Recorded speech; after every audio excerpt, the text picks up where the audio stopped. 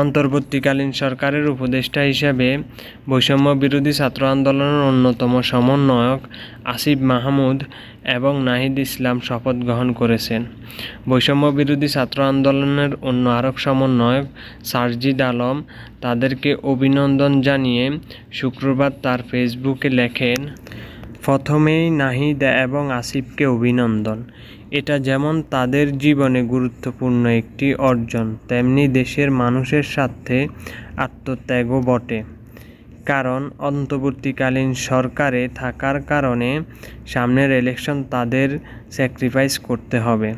আমি বিশ্বাস করি তারা দুজন এই অন্তর্বর্তীকালীন সরকারে পুরো দেশের মানুষের প্রাণের দাবিগুলো প্রতিনিধিত্ব করবে, জনগণের রায় বাস্তবায়ন করতে চাপ প্রয়োগ করবে, আমাদের আস্থার প্রতিবিম্ব হয়ে উঠবে।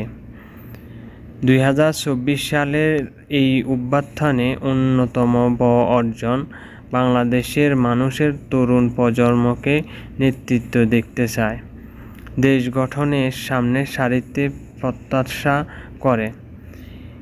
এই তরুণদের মধ্যে কেউ অন্তর্বর্তীকালীন সরকারে থাকবে, কেউ রাজপথে থাকবে, কেউ শিক্ষা প্রতিষ্ঠানগুলোর নেতৃত্বে এসে নতুন করে ক্যাম্পাসগুলোকে ঢেলে সাজাবে, আবার কেউ হয়তো সংসদে দেশের মানুষের প্রতিনিধিত্ব করবে।